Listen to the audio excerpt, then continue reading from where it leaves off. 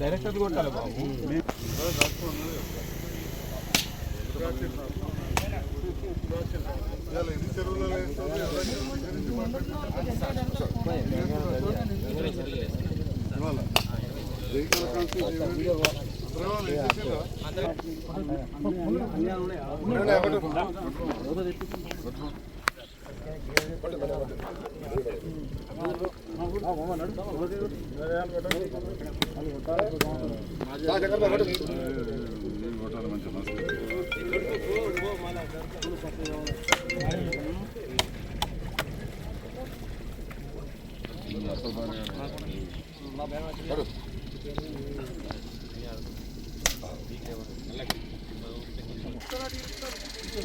Okay sir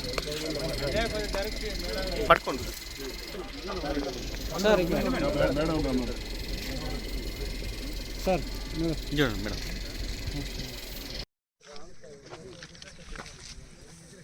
ఈరోజు జగిత్యాల మత్స్య పారిశ్రామిక సహకార సంఘం చేప పిల్లల వదలటం వలన కొద్దిగా ఆలస్యమైంది. తిరిగి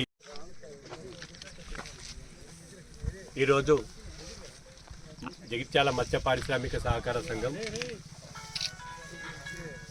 చేప పిల్లల వదలటం వలన కొద్దిగా ఆలస్యమైంది. తిరిగి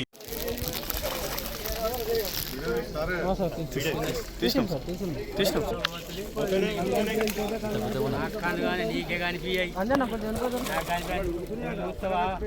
మనిషిని ఏర్పాటు చేస్తావు, నేను ఏర్పాటు చేస్తా. ఇక్కడికి ఏ మనిషి ఎత్తపోతున్నాయి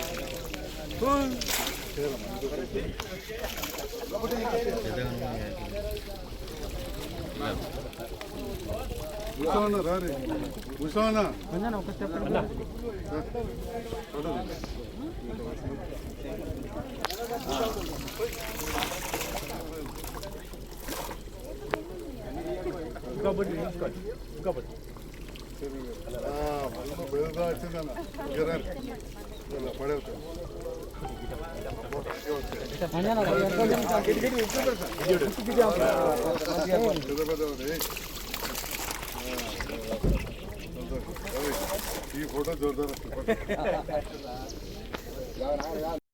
ఈరోజు కల్లపల్లి చెరువులో చేపల పంపిణీ సందర్భంలో మమ్మల్ని ఆహ్వానించిన సొసైటీ అధ్యక్షులు అంజయ్య గారికి, సభ్యులందరికీ, పిఎస్సిఎస్ డైరెక్టర్ గంగారాం గారికి, గౌరవ చైర్మన్ గారికి, మాజీ చైర్మన్ గారికి, కౌన్సిలర్లకు, సంఘ సభ్యులందరికీ, శంకరన్నకు అందరికీ కూడా పేరు పేరునయ్య అందరికి కూడా, పాత్రికేయ మిత్రులకు, మత్స్య శాఖ అధికారులకు కూడా హృదయపూర్వక నమస్కారాలు తెలియజేస్తా ఉన్నా.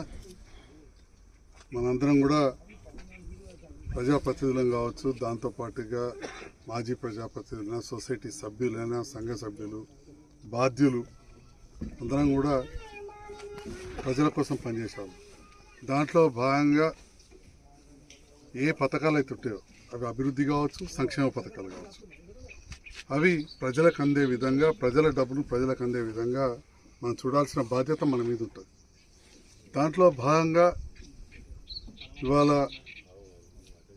కల్లపల్లి చెరువులో కావచ్చు, చెలిగల్ చెరువులో, మోతే చెరువులో, తిప్పనపేట చెరువులో, తక్కలపల్లి చెరువులో, మన నియోజకవర్గంలో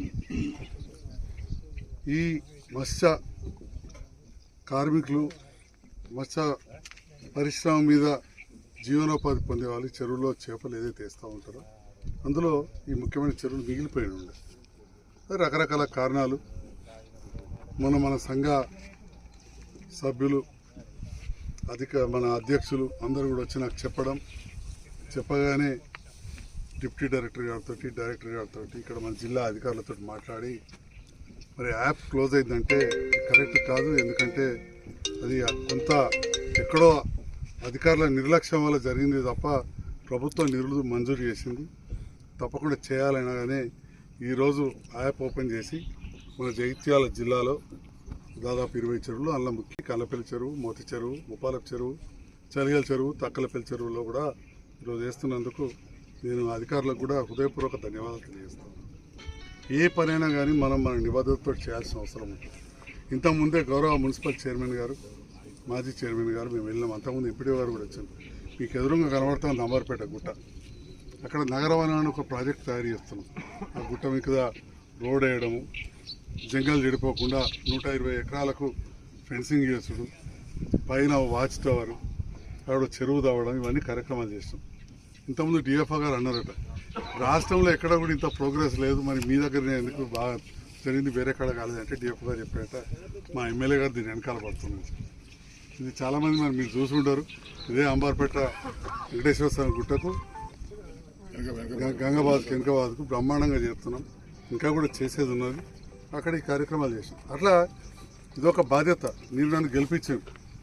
మీరు నన్ను ఎందుకు గెలిపించారు? రెండోసారి రాష్ట్రంలో కొంచెం గత ప్రభుత్వంకు వ్యతిరేకత ఉండే, కొత్త జిల్లాలైనాయి. నిర్మల్ ఓడిపోయింది, మంచిర్యాల ఓడిపోయింది, పెద్దపల్లి ఓడిపోయింది, కానీ ఇక్కడ భూపాలపల్లి ఓడిపోయారు.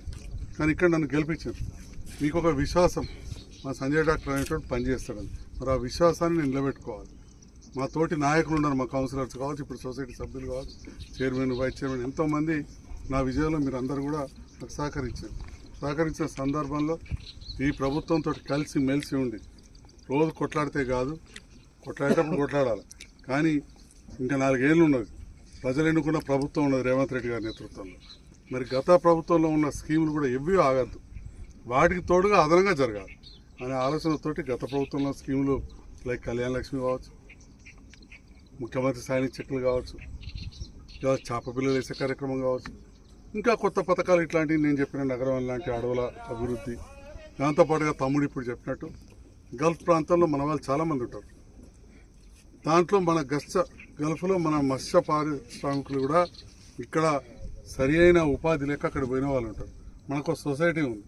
ఆ రోజు చెప్పిండ్రు ఇట్లా గల్ఫ్లో బాధితులు ఉన్నారు, వాటన్నిటికి వచ్చేయాలన్నారు. దీనిపైన గత ప్రభుత్వం కూడా చెప్పింది, అనుకున్న స్థాయిలో చేయలేకపోయినాం. ఈ ప్రభుత్వం వచ్చిన తర్వాత గౌరవ ముఖ్యమంత్రి రేవంత్ రెడ్డి గారు ఖచ్చితంగా అక్కడ చనిపోయిన వాళ్ళకి 5 లక్షలు ఇవ్వాలి, చిక్కుకున్న వాళ్ళకు, వివిధ సమస్యలున్న వాళ్ళకు, మోసపోయిన వాళ్ళకు ఎన్ఆర్ఐసీలు ఏర్పాటు చేయాలని చెప్పి సెప్టెంబర్ 17వ తారీఖు నాడు జీవో ఇచ్చాను. జీవో ఇచ్చినట్టు ఇప్పుడు హైదరాబాద్లో ప్రజాభవన్లో ఆఫీస్ ఏర్పడ్డది. ఇక్కడ ఇంతకుముందు తమ్ముడు చెప్పినట్టు మొన్న 8 మందికి చెక్కులు ఇవ్వడం జరిగింది. జగిత్యాల రూరల్కి సంబంధించి కూడా 5 7 నాకు గుర్తులేదు, 35 లక్షలు, 25 లక్షలు, 5 7 రెడీ అయిపోయినాయి. వాళ్ళకి డబ్బులు ఒక్కొక్కరు కుటుంబానికి 5 లక్షలు చొప్పున. అవి కూడా రేపు ఎల్లుండో డిస్ట్రిబ్యూట్ చేస్తాం, రేపే చేస్తాం. ఇవాళ నా కార్యక్రమాలు వేరే, ఇప్పుడు వచ్చినప్పుడే తహసీల్దార్ చెప్పారు. అంటే ఏదైతే గత సంక్షేమ అభివృద్ధి పథకాలను కొనసాగిస్తూ కొత్త ఏవైతే ఉన్నాయో, ఇంటింటికి ఉచిత కరెంటు కావచ్చు, ఉచిత బస్సు కావచ్చు, 1200 రూపాయల సిలిండర్ 500కే ఇచ్చుడు కావచ్చు, ఇప్పుడు నేను చెప్పినట్టు గల్ఫ్ కార్మికులకు చనిపోతే వారికి ఆదుకోవడానికి, కుటుంబాలను ఆదుకోవడానికి 5 లక్షలు ఇచ్చే కార్యక్రమాన్ని కూడా చేస్తూ ఉన్నాం. ఇట్లాంటి చేస్తున్న సందర్భంలో మాకు అండగా ఉంటున్న జగిత్యాల నియోజకవర్గ నాయకులకు, ప్రజలకు, ముఖ్యంగా ఈ ప్రాంత మా గంగపుత్ర సంఘ సభ్యులకు, ప్రజాప్రతినిధులకు, అధికారులందరికీ కూడా మా గౌరవ ఎంపీడీఓ గారికి కూడా హృదయపూర్వక ధన్యవాదాలు. పాత్రికేయ మిత్రులకు ధన్యవాదాలు.